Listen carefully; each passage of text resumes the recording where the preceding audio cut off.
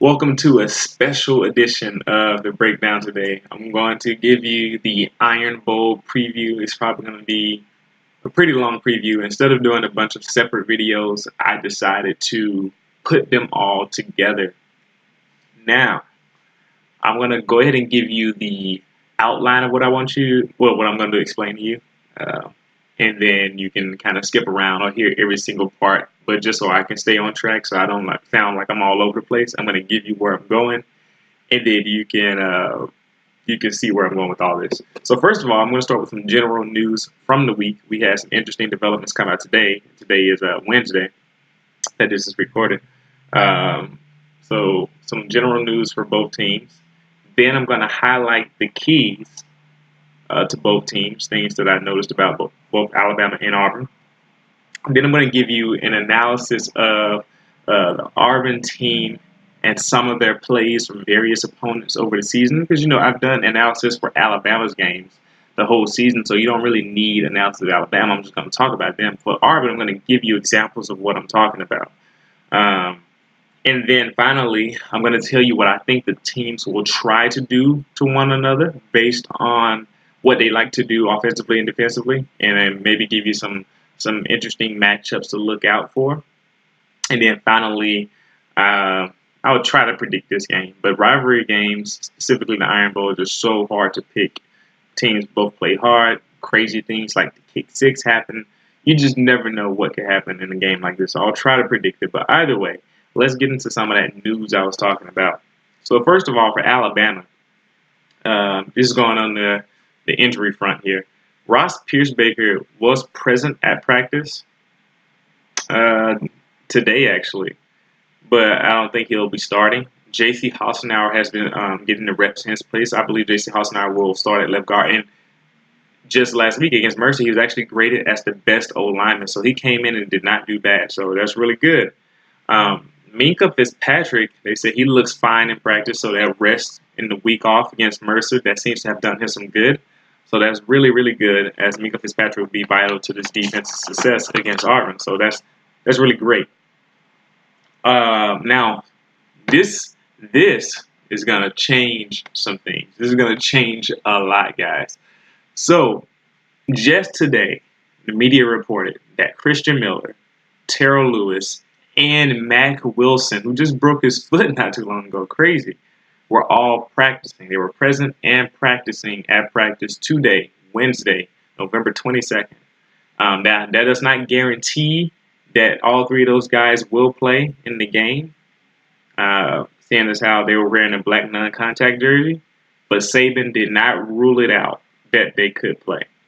So hopefully their rehab continues to go well and that they feel good and are able to play and that it's not a detriment to their bodies to play in the Iron Bowl on Saturday. Because if those three guys play, that changes the experience and depth of the linebacker position by quite a bit and adds quite a bit of good pass rush to that outside linebacker spot, which will produce some very interesting combinations and matchups for the Auburn left tackle and right tackle. I believe Lewis is probably the most athletic, gifted pass rush. Dan Miller's not bad himself. They both were two of the top three outside linebackers on the team, and Mack Wilson would be our dime linebacker, seeing as how he would be our best pass coverage linebacker from an athletic standpoint. So having Mack Wilson back and Christian Miller and Terrell Lewis would be monumental. But like I said, it's not guaranteed, but it was not ruled out. So that's something to keep your eye on. Now, speaking of the injury situations, Auburn, on the other hand, has three guys.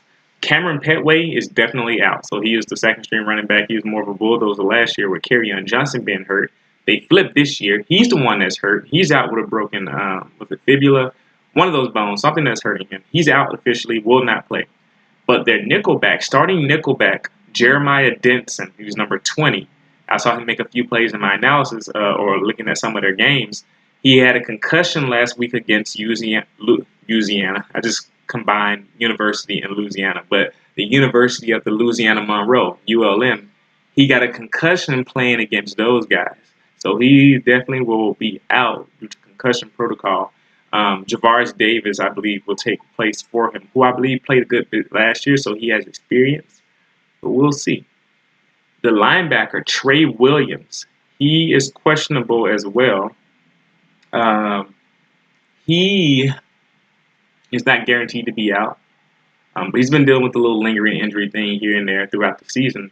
But they definitely expect him to play. He expects to play himself, so he'll probably play. We'll see if his injuries affect his game. Just the last little thing to say, just to let you know, Dylan Moses graded out against Mercer at 91.9%, so basically 92%, according to Pro Football Focus. And he was actually on that defensive team of the week, I'm assuming, for college football. So that's not bad, at least in the SEC, I believe. So that's something to keep your eye on. The athletic linebacker group with Dylan Moses, Rashaan Evans, and possibly Mac Wilson, Terrell Lewis, and Christian Miller is dangerous and going to provide some very interesting dynamics and storylines for this game. If anything changes or is there any updates to their status, I probably won't make another video to detail it, but maybe I'll talk about it on Twitter. I'm pretty sure you guys will know it by the time the game starts. So that's just so I can be ahead and so you can know what's going on. Now, like I said, after the general news, we're moving on to the highlights of the keys of both teams. So I'm going to start with Auburn. I noticed a few things about them. A lot of things about Auburn, actually. I noticed just a lot of things about them. I'm going to try to highlight them all. So here's the keys to Auburn, things I noticed from watching all their games. Well, actually, I'll start with some of the reason why they beat Georgia, who people said was the #1 team in the nation at the time. So Auburn did not respect Georgia's I'm about to call him Keith Holcomb, thinking about Alabama guys here. Jake Fromm, their quarterback, number 11, they did not respect him throwing the ball. And with good, it wasn't a bad decision with seeing how they really hadn't relied on Jake Fromm to throw the ball and win them games like this year. And I hate seeing quarterbacks win games because they really don't. But that's a whole nother discussion that I'm not willing to get into right now. But Jake Fromm, he hasn't really shown that he can shoulder more of the load of the offense, I should say that. So I noticed that Auburn actually, they put their receivers on an island like they usually do. But they sold out to stop the run. They said, we're going to take away Nick Chubb, and we're going to take away Michelle and all these guys. And the DB stayed close to the line of scrimmage. I saw the safety come up, Nickelback stay up to the line of scrimmage, and they did not play deep a lot. And it worked. They were able to bottle Georgia's running game up, and Georgia's passing game could not stop them. Couldn't do anything to make them back up. So that was the key to Auburn beating Georgia. Also, Georgia's defense didn't stay disciplined against the Auburn offense, and they could not stop the inside run. Their front seven just was not great. And to be honest, to be fair, they have talent, but they don't have like the talent of Alabama, at least not consistently throughout the full depth chart. Because I'm saying that and saying that their front seven is not as dynamic as they were made out to be. Yeah, as they were made out to be before that game. And that's why people were so surprised because everyone's talking so high on Georgia, but not realizing Georgia doesn't have necessarily the most athletic and most talented team in the nation. And I'm probably going to get a little flack for that, but it's true, based on what I saw at the very least. Now, what I do notice about Auburn, they love to get Eli Stove, who is number 12. I believe that's his name. Someone can correct me if not. In space. He's a wide receiver, number 12, on end arounds and pop passes because he's fast. They just love to get in the ball. They'll pop it to him. They'll pass it to him. Jet sweep motion. They'll hand it to him. They'll do trick plays with him. So whenever you see 12 moving, keep an eye on him. Auburn also loves to play man-to-man coverage. Cornerback number 6. You'll probably see him a lot. Carlton Davis. He's a really good cornerback. He's really aggressive, which can get him into trouble at times. They got him in trouble against LSU. He's really aggressive. The other guy, number 12, Jamel Dean, number 12 cornerback, or a slot. That depends. They move him around a lot. They both are really tall and rangy, kind of long guys. So it'll be interesting to see them go against Alabama's quicker receivers, but they definitely have talent and length, which is something that Kevin still likes, apparently. Being under Nick Saban, that's what you do. What I have noticed also is that Auburn doesn't have a ton of depth on their team. So the starters play a lot. And they do have guys behind the shoulder. I'm not saying that they don't have guys who can come in, but even when they're winning big, they leave a lot of their starters in the game. So these guys play a lot, which may come into their favor when it comes to stamina. Maybe not, actually, depending on how they're being run down the field. But that is something that I've taken notice of. They get worn down or if they're on the field for a ton of plays, that is something to keep an eye on. Now, with that said, Jarrett Stidham has improved over the course of the season. Early on in the season, he was very jittery. Offensive line was horrible. They were taking sacks. He just didn't know what to do. He was running from pressure, not staying in the pocket. He's gotten much better, and he's improved, and he's knowing how to adjust in his offense and knowing how to operate. But with that said, I've still noticed that he is still very jittery on blitz plays. Very jittery on blitz plays. He starts moving too fast when he sees the blitz. And sometimes that scares him into not throwing the ball. And he'll hold on to it and take a sack. So I noticed that he does get rattled still. Not as much. But when the pressure's in his face, when it's coming after him, he doesn't usually sit there and take it. He gets a little rattled. So that is something to keep your eye on. Like I was saying before, I said it again because I saw him. Carlton Davis is really good at cornerback and 12. I'm not as sure about him, but they do like to play aggressive man-to-man coverage. So you'll see these cornerbacks by themselves on an island. Just keep that in mind. That does happen a lot. Also, on offense for Auburn, they love to pull their blockers. They will just constantly pull the lineman, pull the left guard, pull the right guard, pull their H-back, pull their tight ends to block and you usually know where their running plays are going based on where those guys are pulling. So if you meet that blocker, that puller, you usually run right into their running game. Now, they will try to do play action off of that sometimes, but when it's a running play and it's general, that's where the ball is going. So you got to keep an eye on that, but if you can stop that, the play action won't be effective to begin with. Also, they love doing screen passes to Ryan Davis, wide receiver number 23. He's really fast. They love doing little screen passes underneath slip screens and pop things to him because they have a bunch of smaller, quicker receivers. So that's something to keep an eye on.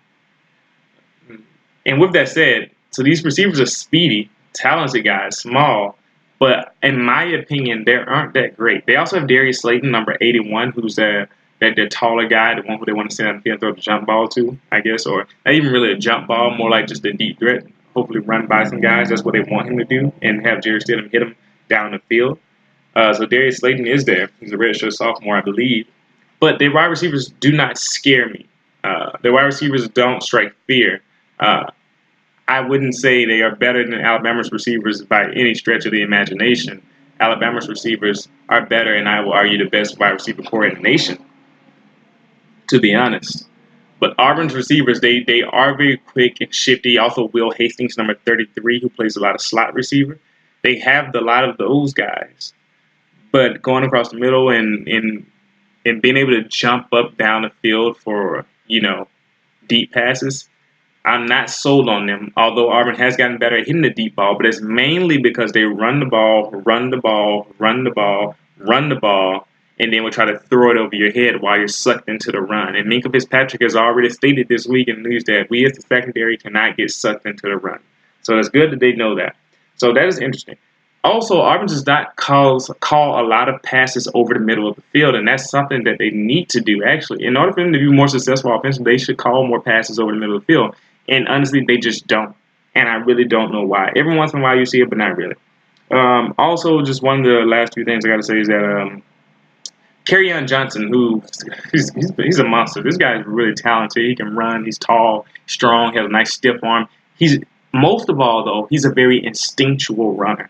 He just looks natural at running back. You'll see him do something and kind of move out of the way and kind of give a little move or pick the right hole. And it seems like he's doing it out of instinct. He just can move, can get away from people and to pick the right space. So that makes him very dangerous as a running back, especially in this Auburn offense that pulls a lot of guys and tries to create gaps and hold sort of running back to get through. He takes really good advantage of that. And so that's something to keep your eye on. Kerryon Johnson is a very talented running back. They will do play action off all those jet motions that they do. So they love taking that wide receiver like number 12, running across the backfield, and maybe fake the ball to him and do a play action from under center, or maybe fake the pop pass or fake the inside handoff and then fake the jet sweep. They will do that type of thing. Anybody who knows Auburn, anybody who's an Alabama fan who's played them will know that you see this all the time. So that's something that you have to keep an eye on. And finally, Auburn is at their best. They're at their best when they can stay ahead of the chains, when they get 3 or 4 yards on first down, 3 or 4 more yards on second down, run the ball again on third down, maybe an RPO, maybe a screen pass. But when they get behind the chains and they find themselves in third and long, Auburn usually looks lost. And I've seen them. I've watched multiple games. I watched the LSU game, the A&M game, some of the. I don't even remember all the ones I looked at so far. The Georgia game, the Clemson game. They look behind when they look a little interesting when they're behind chains. So there's something that they're going to try to avoid doing. They're trying to get that running game established. So with that said, the thing about that pulling the blockers thing, to attack Auburn's run game, your D-line cannot lose the battles against their offensive line up front. So first of all, your D-line, you don't need to necessarily pass rush and get into the backfield. You just need to hold your ground and not get pushed back.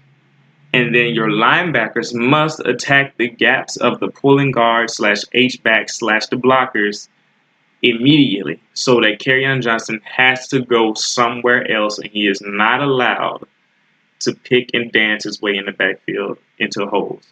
And if all goes well, he cuts back into tackles and runs for losses. That is how you handle the Auburn run game, at least from an attacking standpoint. You can try to let your linebackers hang back.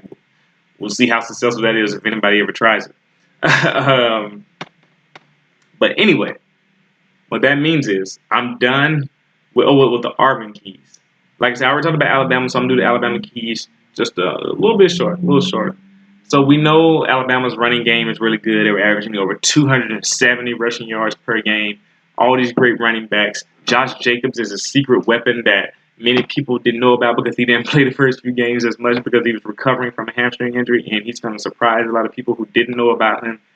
Jalen Hurts is amazing, really good with his legs for sure, but the underrated aspect of his game is that he's improved so much as a passer, but he hasn't been able to show it.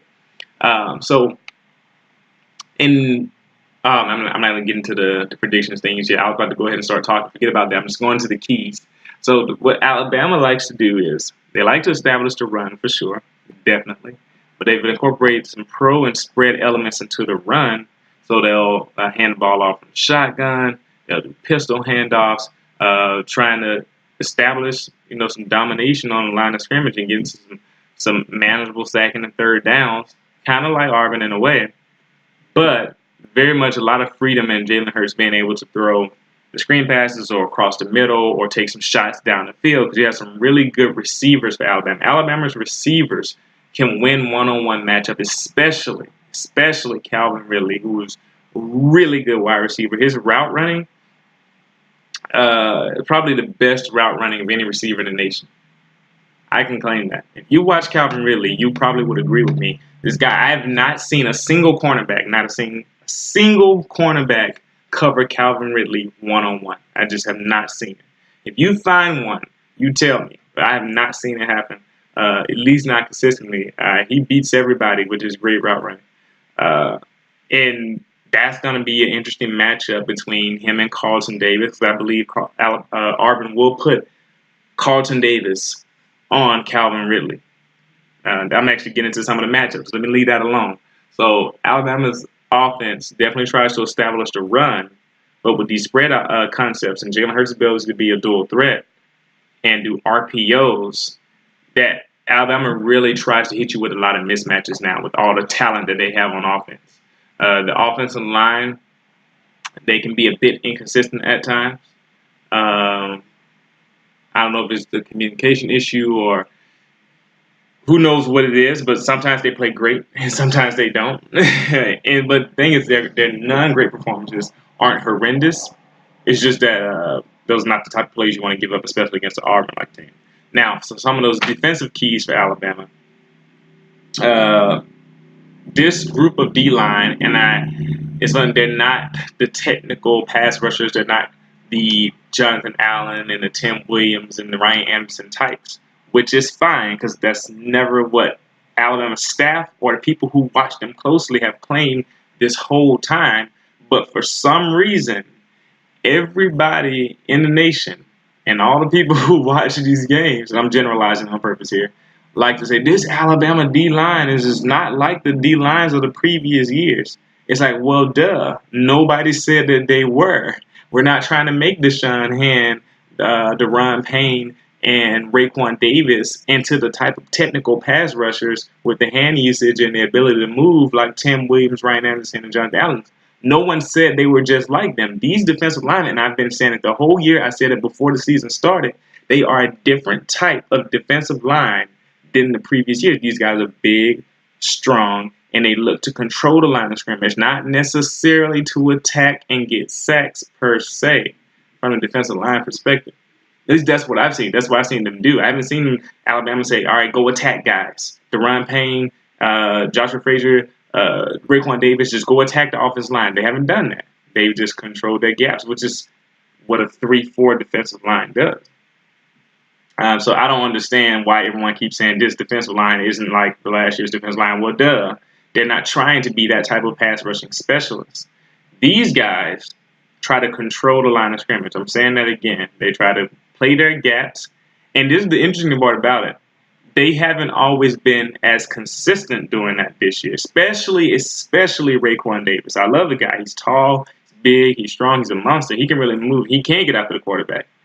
And that's the thing. Like, these guys can still get after the quarterback. That's the funny part. But he at times will not play his gap as efficiently as he needs to, especially against double team. I've seen Raekwon Davis get moved off the ball more than any other defensive lineman on the Alabama team. And it doesn't happen a ton. It's just that out of all of them, Raekwon Davis, number 99, gets moved more so than anybody else. Deron Payne, rarely ever see him move because he's so strong. And Isaiah Buggs and Deshaun Hand, those guys, man. Deshaun Hand's definitely very strong. I think he's still recovering. He's been coming along slowly since that knee injury against Tennessee. But Isaiah Buggs, he may be the best technical pass rusher out of all these guys. He can really move and knife through the offensive lineman's gaps and show off quite a repertoire as he's got some bend and getting around the edge. So these different guys on the line, they do their jobs really well. Not always consistently with the gaps, especially Raekwon Davis, but they definitely do what they're told to do. So stop comparing them to Tim Williams, Ryan Anderson, and Jonathan Allen. That's not what they're supposed to do. They're not on the edge rushing the passer. They're in the middle holding ground. Just as long as you understand that. And the interesting part is that they didn't do that well. Well, you know what? No, I'm going to say that. It was actually the linebackers. But against Mississippi State, some of the gaps that were supposed to be filled by linebackers weren't filled. And I was saying the defensive line, they actually did their job relatively well in that game, although they could have been better in that game. But the defensive line was not the fault of that game.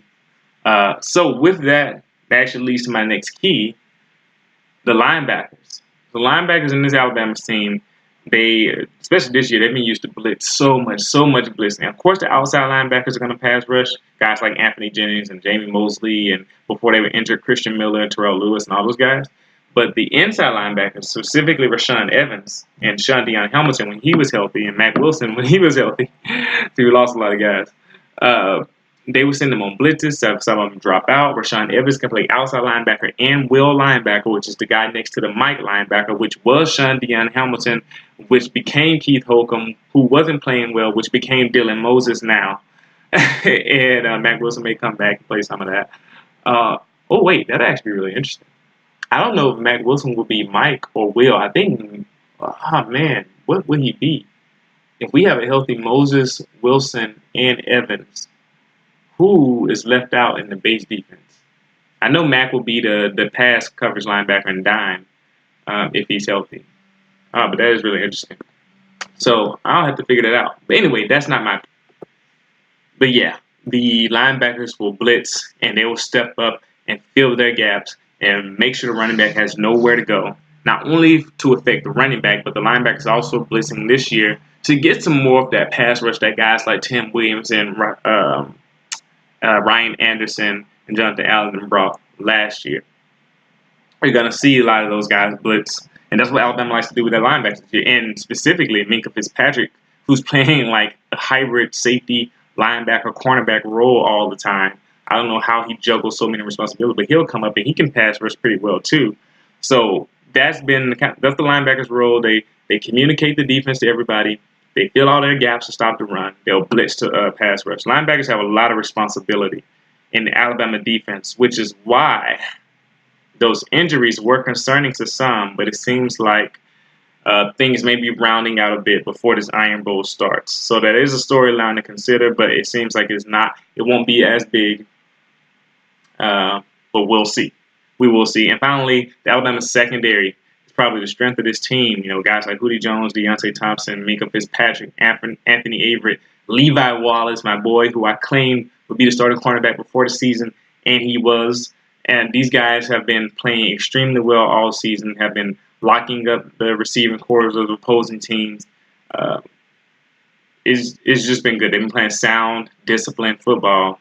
And what more can you ask for from a secondary?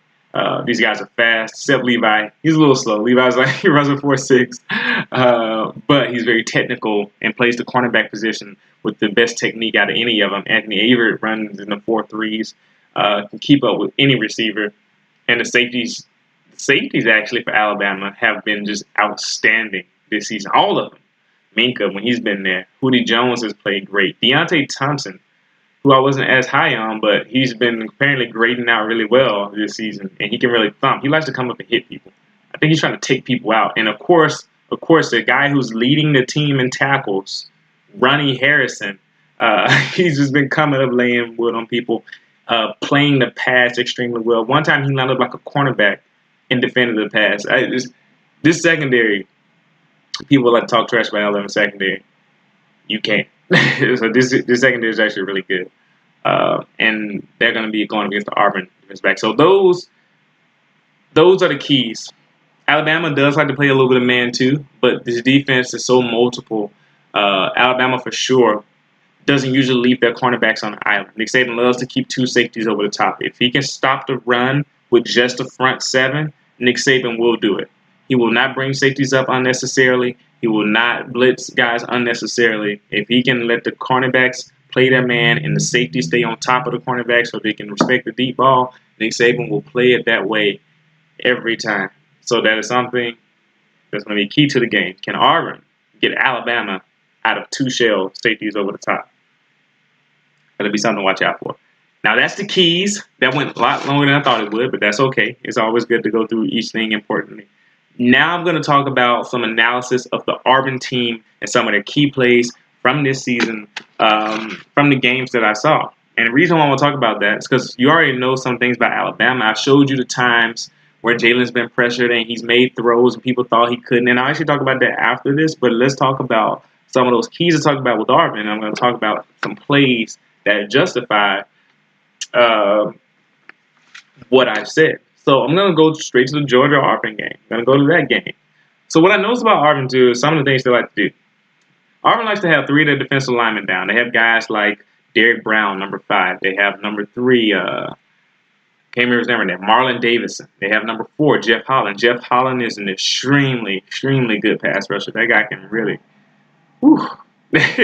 he can move. And that's one thing I forgot to mention in the keys, but the Auburn defensive line, if you don't know they're good by now, I mean, you haven't been paying attention. So I didn't have to mention in the keys. Auburn's defensive line is really good. But they like to stand up their end, at least one end every time, or just about. On this particular play against Georgia, it was Jeff Holland a lot. Sometimes they'll stand up Jeff Holland and Marlon Davison, and they'll flip the two between right or left end, but sometimes they'll stand at kind of like an outside linebacker rushing type position. And against Georgia, like I said, the safeties were up close. But I'll highlight some of the plays I saw that I circled, so I won't be doing this forever. Oh, man, I forgot to mention this. But here it is, the 10-minute, 4-second mark of the first quarter for the Georgia-Auburn game. Auburn's on the ball, and they have Kerryon Johnson do a wildcat run along with wide receiver motion. Auburn loves to use Kerryon Johnson on wildcat. They will wildcat you to death if you allow it, and they'll keep doing it. They love it in third and short. Auburn will third and short, Kerryon Johnson wildcat run you if you're not ready for it. And they love to use the motion to throw you off, and they have that H-back number 27 line up in there. Now, at the 9-minute, 10-second mark of the first quarter, Jarrett Stidham is jittery on a blitz. Like I said, he still gets jittery when the blitz coming, even though he had pass protection. So he'll have protection, and he'll still get jittery, and it'll ruin the play for him. Then Daniel Carson hits a 54-yard field goal. They have a really good kicker. Auburn's kicker is definitely better than Alabama's kicker, but when hasn't that been the case? Auburn's kicker is usually better than Alabama's kicker. Most teams' kickers are better than Alabama's kicker. But actually, our kicker is not that bad this year. But Daniel Carson is definitely a weapon for Auburn. He provides them a weapon on special teams. Now, at the 5-minute, 46-second mark, Jeff Holland abuses the right tackle. I'm talking about the Georgia game, so go look at it if you need to. Getting around him easily for a sack. Now, the 3-minute, 29-second mark, Auburn's on the ball here. Their right tackle, number 78, when they usually get beat on the offensive line by pass rushers, it's usually this guy. Beat with a simple swim move to start the play. And this disrupted the flea flicker that they were trying to do. Now, the 3-minute, 18-second mark, another Kerryon Johnson Wildcat run. So I'm going to count those for you. Well, I'm not going to really count them. I'm just going to keep saying them. But that's the second one so far. It may have been more already. Let me skip down a little bit. 14-minute, 44-second mark. Remember I told you about Eli Stove getting a lot of jet motions and fakes and hands-off? Here's an example of it. This is the second quarter. Eli Stove is at H-back. And he runs a flat route on the play-action pass, and they dump it off to him. Then just a little bit later, at the 14-minute, 13-second mark, Eli Stove's on that flat route from the H-back position again, but to a different side. See, they do it quite a bit. Auburn has to settle for a field goal. This is the third field goal they settled for already in the first half. Their offense was stalling in the red zone early. So that's what I noticed. Auburn could possibly move the ball down the field, but when they get into the red zone, they're not always capitalizing. So that's something to keep an eye on. The 11-minute, 7-second mark.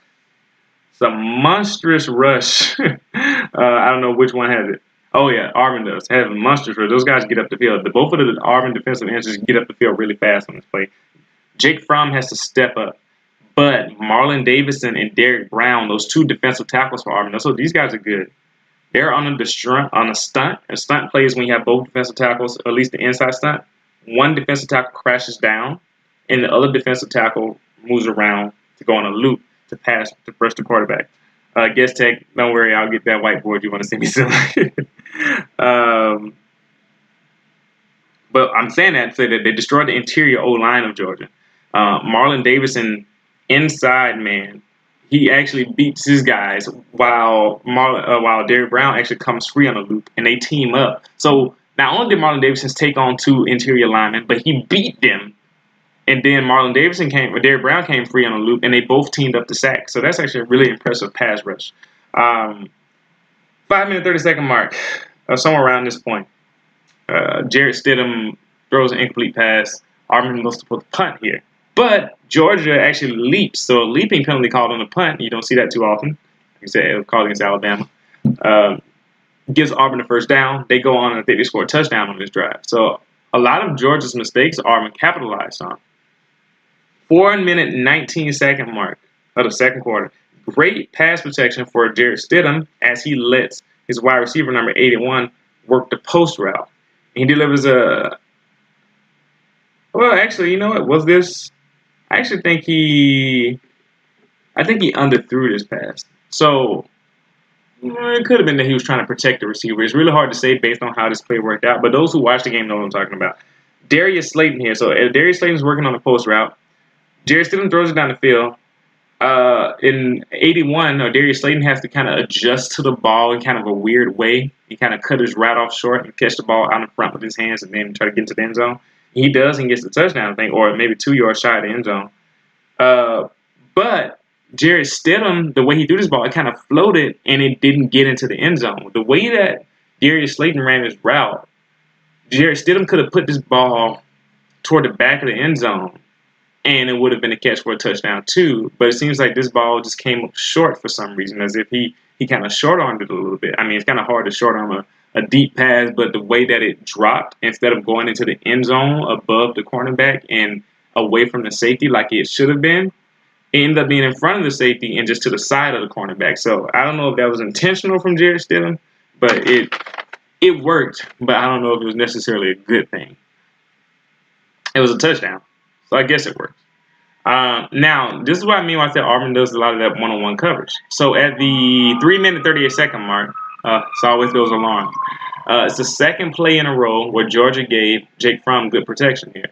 He throws to wide receiver in a one-on-one matchup with Carlton Davis. The ball is a contested ball, but the receiver makes a great adjustment and catch. Those are the type of things you have to do against the Auburn secondary in one-on-one coverage. If you want to take advantage of it, you got to throw the ball over just like that. Now that sounds very familiar to Alabama because we like to do the same thing. So it's an interesting name, that man-to-man coverage. Like I said, Auburn plays a lot of man-to-man coverage. 1 minute 52-second mark, they're doing it again, man-to-man. I just highlight the man-to-man coverage. Number 91, who's also a good pass rusher for Auburn, gets some pressure on this play. Special teams struggled a little bit for Auburn in this game, but I'm going to skip down a little bit more. So, start of the third quarter, they do another end around to Eli Stove. So Eli Stove's coming around, they hand the ball to him, let him run. 14-minute 19-second mark of the third quarter, they do a handoff to Eli Stove. Like I told you, there's just a lot on the jet motion. For 13-minute 21-second mark, another end around to Eli Stove. 12-minute 42-second mark, another wildcat run for Kerryon Johnson. 9-minute 5-second mark, I noticed the Auburn man-to-man coverage, but Jake Fromm was inaccurate. So that messed up their play there. The 8-minute 45-second mark, Kerryon Johnson's in wildcat again. 8-minute 8-second mark, even though Georgia used 7 blockers on Auburn's 5 rushers, Auburn still won a line of scrimmage. So that tells you how good their front 7 is. 6-minute 56-second mark. This is an interesting thing. This is how you can possibly attack the Auburn's man-to-man coverage, which Clemson did this against Alabama a little bit. They did 2 wide receivers. They stacked them left against Auburn's man coverage. Tricks the DB into leaving the wide receiver wide open down the field. So that's one way you can do it. Do a little coverage where you make the DB pick between certain receivers, and if they pick wrong or they hesitate, it can be lights out. 6-minute 11-second mark. I said he did this disrespectfully because of how rough and easy it was that he just knocked him out of the way. But Derek Brown, the defensive tackle for Auburn, number 5, disrespectfully sheds number 66 of Georgia to get the running back at the line of scrimmage. I mean, he just made it look easy. He looked like DeRon Payne and all those guys out there. 5-minute 23-second mark. Pop pass to Eli Stove. 3-minute 48-second mark. Jarrett Stidham once again getting jittery because of the blitz. Auburn just started running the ball at this point. Fourth quarter here. 13-minute 52-second mark. End around to Eli Stove. What did they do in this play? Oh, I remember, yeah, but it was a fake to Alpha. This was off of a fake to Kerryon Johnson. So Kerryon Johnson's been running the ball well, so they fake it to him, give it an end around to Eli Stove, and they get a big gain out of it. And I noticed that later in the fourth quarter, they were still playing. Auburn was up big. I don't know why they still had their starters in. And that's why I noticed they don't have a lot of depth because they don't play a lot of their backup guys. And their defense was still in. The starting defense was still in at the 3-minute 31-second mark of the fourth quarter. So that's something to keep an eye on. That's the Auburn versus Georgia game. I'm going to move on to another, just a little bit from the Auburn versus LSU game. And this is not as much, so it's going to be quicker. Hopefully I can finish both Auburn and LSU and A&M game really quickly. Not a lot of notes from LSU, just some I noticed. 13-minute 11-second mark of the second quarter of the Auburn-LSU game. Really solid pass protection for Jarrett Stidham. But he waits too long to throw the ball, and then it sailed over the receiver's head. So he has a shorter receiver, and he threw the ball way overhead. So that's something that's interesting. Auburn's comfortable going 4 wide. I noticed that. Letting only 5 guys block, maybe 6 with the running back. So that's something to keep an eye on when Alabama blitzes. If they pass protect with 5 and maybe protect the running back, it would be interesting to see if they stay doing that long. 12-minute 15-second mark. Auburn let the jet sweep to Russell Gage go for big yards. The safety didn't get to the perimeter. 11-minute mark of the second quarter. The Auburn safeties are level with their linebackers. And by what I mean by that is that the safeties aren't playing deep. They're actually playing like their linebackers. They were not afraid to play man-to-man coverage against the LSU wide receivers and have their DBs come up to stop the run. 10-minute 8-second mark. Impressive goal line stand from Auburn. 9-minute 19-second mark. So this is why I know this is how you play. This is how LSU decided to play Auburn's run game. Devin White kind of shed the block here, doesn't play, and met the running back in the hole. And then I'm going to go a little bit further because I just kept noticing that the LSU linebackers either met their guy in the hole and stopped Auburn's run, or they were hesitant and it allowed Auburn to get a lot of yards on their running plays. 8-minute 13-second mark. LSU rushes 3. Jarrett Stidham has plenty of time. He tries to do a tight throw against man coverage, but the ball is way too far inside. And honestly, it should have been a pick 6 by Kevin Tolliver. So I see Jarrett Stidham making some kind of risky decisions, and especially when he's a little jittery. And sometimes even when he has good protection. 6-minute 21-second mark. The LSU linebacker number 51 meets the pulling guard, Auburn's pulling guard, in the hole. Defensive lineman, though, number 99, Gilmore, he falls down while playing inside, trying to hold up his guy, which leaves a cutback lane for Kerryon Johnson. If he didn't fall down, that was a stop. Auburn would not have gained a lot of yards on that play. They would not have. 5-minute 50-second mark. LSU linebackers are hesitant. Produces a nice little run for Auburn. 5-minute 20-second mark. Kerryon Johnson's patience behind his pullers, that's something you have to look out for, too, on defense against Auburn. Kerryon Johnson is not just going to run straight ahead into his blockers. He's going to let them block, and he's going to try to get in there. And he makes a gain out of the play. 4-minute 57-second mark. Play action pass. Jarrett Stidham's getting pressured. He leans away a bit while throwing. Bad idea. The ball goes higher and further outside than it needs to, but Ryan Davis, number 23, makes quite the catch. But if he wasn't so athletic, that wouldn't have been a catch. So, like I said, when he's under pressure, he's not as great as he is when he has that clean pocket, which is most quarterbacks.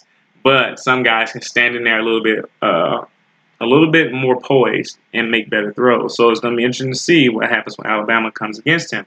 4-minute 39-second mark. Another pulling guard is met in the hole by the LSU defense. Good job. 4-minute 25-second mark. Number 73 from Auburn pulls from the left to the right again. So he did 2 plays in a row. And that's wherever the guards and the H-backs are pulling, that's where the running play is going. 2-minute 29-second mark. Jarrett Stidham tries a fade route to Darius Slayton, I think it was, on the right goal line. But the ball was not high and outside enough. Incomplete.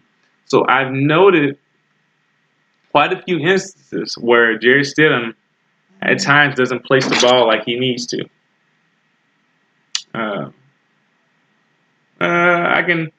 I'll just skip on down to the A&M game. I mean, that was my last note, but I saw a note that's going to be more so for the matchup, so I'll leave that note alone. Auburn starts the game with Jeff Holland standing up at right end. Like I said, they'll stand both of these guys up. They'll stand some guy, either Marlon Davidson or Jeff Holland up at the end spots. They just do it a lot. 14-minute 37-second mark. I noticed that Marlon Davidson at right end is too aggressive and goes right after Kellen Mond, who is the Texas A&M quarterback, on an option. Ball goes to the running back instead, and all the linebackers got blocked for Auburn. An easy off-tackle run for big yards. 40-yard gain on the first play, or second play of the game for them. I'm going to skip down. But 12-minute 2-second mark. Auburn's on the ball. H-back number 27 is pulling, but he's met in the middle. So slow the run down. And that allows defensive tackle number 92, Henderson, I remember him because he gave Alabama trouble, sheds the block to get to Kerryon Johnson. That is how you stop the Auburn run game. That's how you do it. You plug up the holes where they're trying to pull people, and you let your guys clean it up. And you can play coverage. And they won't be able to move the ball. Now, 8-minute 50-second mark. Great pass protection for Jarrett Stidham as he rolls right a bit and hits Kerryon Johnson underneath. But he looks like he missed number 23, Ryan Davis, wide open past the first down marker. So that's something a little interesting to look out for. 6-minute 19-second mark. Jarrett Stidham has solid protection as he steps up. Somehow he misses Will Hastings running a crossing route behind the zone of the linebackers across the middle of the field. He ends up taking a sack because he wanted to jump off to Kerryon Johnson, but he saw the linebacker was already going toward him. So his vision becomes very limited when he feels like he's under pressure. And that's something that you have to take note of. 2-minute 59-second mark, a jet sweep to Eli Stove. Just had to point it out. 2-minute mark of the first quarter. I don't know, this is the end of the first quarter. The H-back, number 27, he's blown up. He was blown up before the line of scrimmage. So you got to meet the blockers in the line of scrimmage. And this disrupts Auburn's run play. Now, we're going to we'll move to the second quarter here. 8-minute 50-second mark. Massive amount of time. I mean, he had a ton of time on this play, on a play-action pass for Jarrett Stidham. As the Auburn blocks, but the wide receivers are not open. And honestly, I don't know where Jarrett Stidham was going with this ball. I mean, it was just rough. It just, yeah, it just didn't work out. But he had a lot of time, and Auburn receivers still weren't able to get open. It's things like this that make me say I'm not as impressed with these Auburn receivers. They don't seem to get open a lot down the field by themselves with their route running. Their route running doesn't impress me.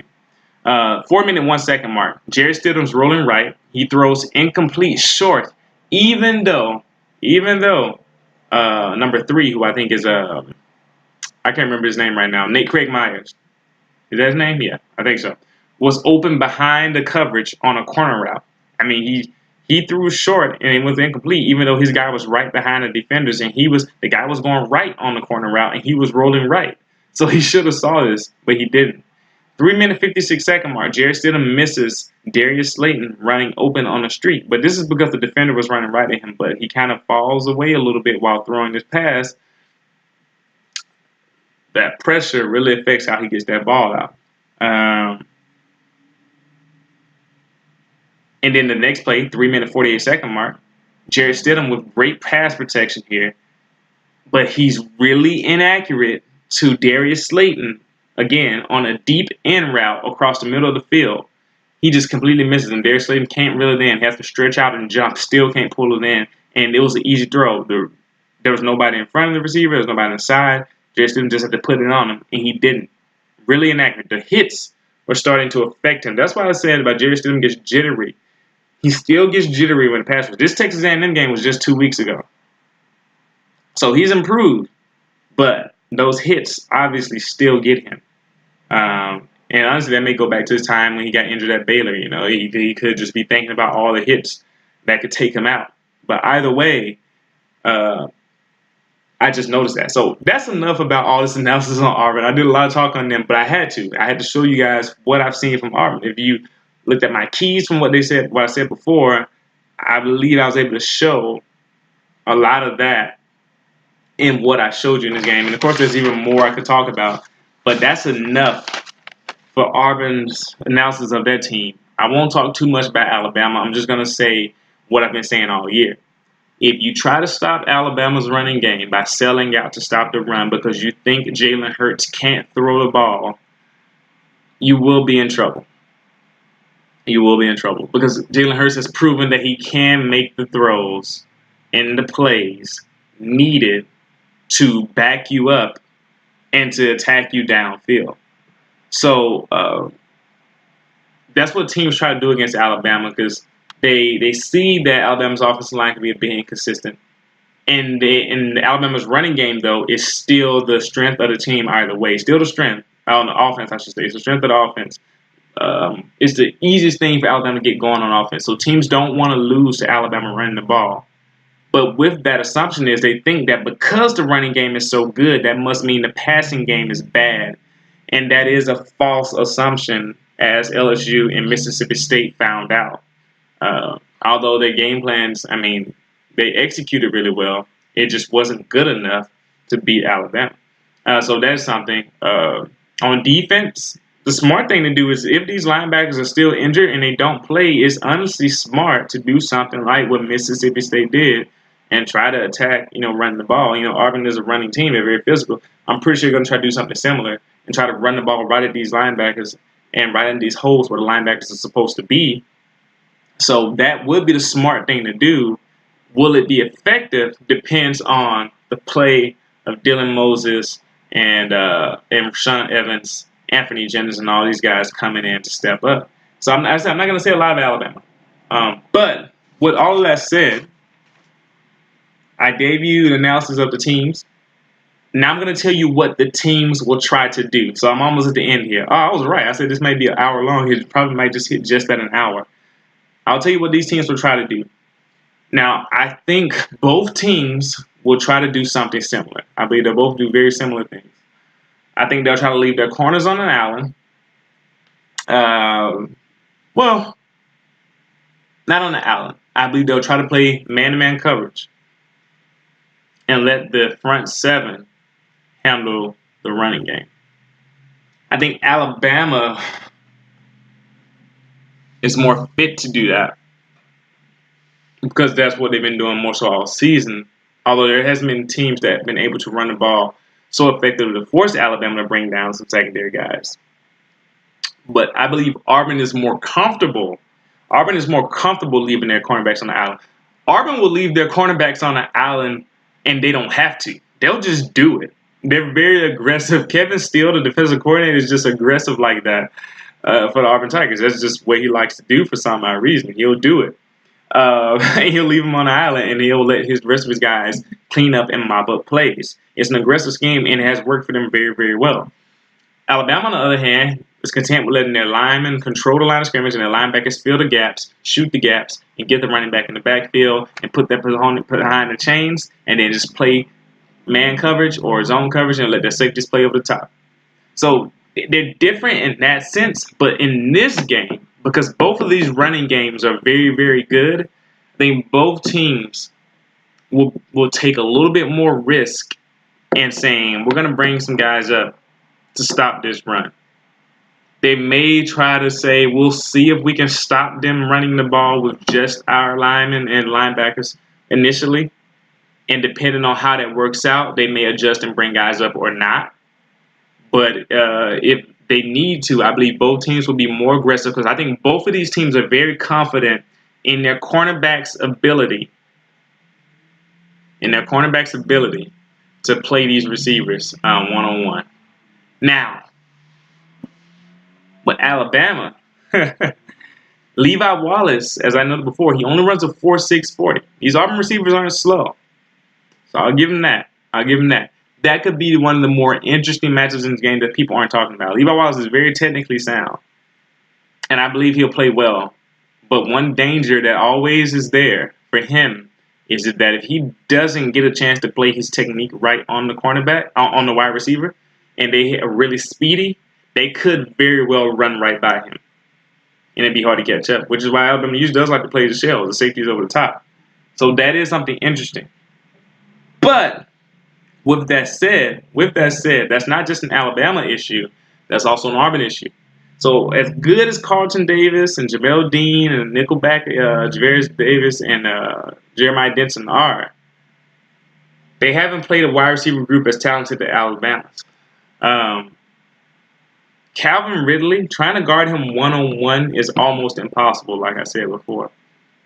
Then you got Cam Sims, who's 6'5" in the slot. And then you have Robert Foster, who I wanted to get more going this year, but he really hasn't had the opportunity to. But really, Henry Ruggs is route running, and Devontae Smith coming along, and Jerry Jeudy, obviously. These guys, they're not easy covers. And Auburn's going to try to be physical with them and try to press them. If they miss, all Jalen has to do is get the ball to them down the field. So that probably, I believe both teams will try to do this. They will try to stop both teams' run. And it's funny because that sounds so simple. I said all of that just to say that Alabama and Auburn are going to focus on the run. I mean, somebody who just watches casually would tell you that. But the way that they do it and whether or not they'll be successful is a big determinant in this matchup. Because I believe Alabama will try to stop Auburn's run game with just their front seven and then defend Jarrett Stidham's deep throws. And they want to try to attack. They won't try to attack too aggressively on the run because they don't want to get run out of the play.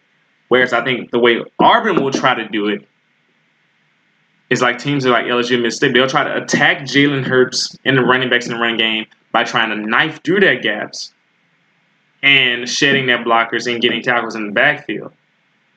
But the thing about playing aggressive like that is you can open yourself to big plays if you miss or don't get the quarterback. It's happened to LSU. Happened to them quite a bit in that game, especially the missed sack where Jalen ran out of it and got the first down. That play comes to mind. So if you're going to be aggressive against a dual-threat quarterback, which Jarrett Stidham is not, so Auburn will try to do that against Jalen Hurts, you can open yourself to get burned. So if you're going to be aggressive, you got to make the play. If you're going to play man-to-man coverage, you better hope that your cornerbacks can cover the receiver. So the way that Alabama and Auburn will try to stop the run will be different. I believe Auburn will try to be aggressive with how they do it by attacking the gaps and trying to get into the backfield. And I believe Alabama will just try to play their gaps with integrity and shoot and maintain the gaps with their linebackers. Now, we'll see if that actually plays out in the game. But I believe that's what they'll try to do to start off. Now, on to my prediction or what I think will happen. So with all of that, these are good teams. It comes down to this for me. I'm not going to say Auburn's not a good team. They're probably the best team we played all year. It's going to be a tough physical game. It's really hard for me to come up with points. I don't think either team will get over 24 points unless something crazy happens on special teams or just like a miscommunication or because of Auburn plays aggressively on D. You never know what happens. But I believe that Auburn will try to be aggressive, and they may have limited success here and then more success like here or there, depending on how it goes, at what stage of the game, depending on how careful Alabama's trying to be on offense. And they may be able to stop the run pretty well if our offensive line isn't ready to play. But I believe the offensive line for Alabama will be ready to play this game and will battle hard with this Auburn front seven, which is extremely athletic, which will try to limit Alabama quite a bit. But I believe that they will not be able to shut down Jalen Hurts. They may be able to limit him at times, but Jalen will make plays with his legs and over the top of the defense. I believe that these Auburn defensive backs will not be able to cover the Alabama receivers. I repeat that. The reason why I said this is I think that's very important in terms of who's going to get big plays and get the points needed to win this game. The reason why that's important is because on the flip side, I don't think Auburn's receivers are good enough to beat Alabama's defensive backs in coverage. That's what this game kind of hinges on a little bit, because I believe both teams will have some success stopping the run, provided that both teams are playing well.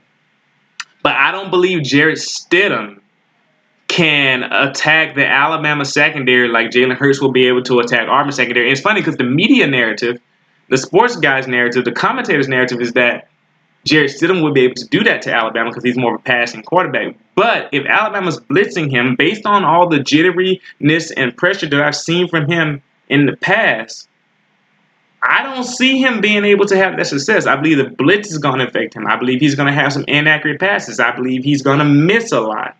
And he may hit some here and there, maybe over on top on Levi Wallace, or even just the defense maybe having a miscommunication becoming some of that motion plays that they do. But I don't believe he'll consistently be able to take advantage of Alabama secondary. These receivers, I'm claiming that. That's where my prediction hinges on. The Auburn receivers are not able to beat the Alabama DBs one-on-one. And I believe the Alabama wide receivers, maybe not consistently, maybe not every time, can definitely beat the Auburn DBs one-on-one. And that, in the end, will actually open up some more of Alabama's running game, allowing them to turn the clock. Now, Auburn's running game, depending on how the linebackers play for Alabama, I think they'll do fine. I believe Auburn's running game will have some limited success because of how they like to do things. All those pulling guards, tight end, extra H-back, they may average 3.5 carries running like LSU and Mississippi State did. They just may do that. But I don't believe they'll be able to consistently do that if they can't pass the ball. And because they won't be able to pass the ball like they have, they don't attack over the middle. They only go deep or short. They throw screen passes and they throw deep passes. Alabama's going to be ready for both of those. They won't be able to make Alabama back off. That's what I'm claiming. And with that said, though, their defense is so good that it'll keep them in the game. But I don't see this game. Oh, man, it's so hard because this game could jump up into maybe like a 30-24 game. It could, but not. I don't believe it will. It can. I'm going to say Alabama wins this game 24-17. Maybe 24-14. 7 to 10 point game, basically. It's going to be a good one. But that's my prediction. I gave you all my reasons. I don't believe Jarrett Stidham will have the composure. I don't believe he'll have the composure to lead Auburn over Alabama. He just won't. They have a very good team. I respect them. They're probably going to make a lot of plays on defense. May beat our offensive line quite a few times. But it won't be enough because I believe Alabama's offense, contrary to the media, has more potential to make plays against the Auburn defense than the other way around. But there you go. Thanks for staying with me for this hour of this special preview of the Iron Bowl. If you disagree with me anywhere and you believe maybe you have some type of insight or understanding that can maybe flip my analysis on its head, leave it in the comments. If you agree with me and you maybe want to add something else, leave it in the comments. If you believe that the Alabama linebackers are going to be back and maybe you have some special insight that I don't, put it in the comment section and let me know the impact maybe that you think that Christian Miller and Terrell Lewis can have on this game from a pass rush standpoint. Do you think Jarrett Stidham, comment down below, do you think Jarrett Stidham will have the composure to beat Alabama? And also comment below, do you believe Jalen Hurts will have the composure, which I believe he will, to lead Alabama consistently over Auburn? That going to come to a lot. All right. And do you believe also that the Auburn defensive backs can hold the Alabama receivers? And one, do you have the same confidence I have in the Alabama DBs being able to hold the Auburn receivers? If so, leave it in the comments. Let me know what you all think. I'm excited for this matchup. This is the most excited I've been for the Iron Bowl since probably 2013. Maybe even 2014 season where it turned to a little shootout, but no one expected that. But that was fun. Either way, see you after the game. And maybe, just see you after the game.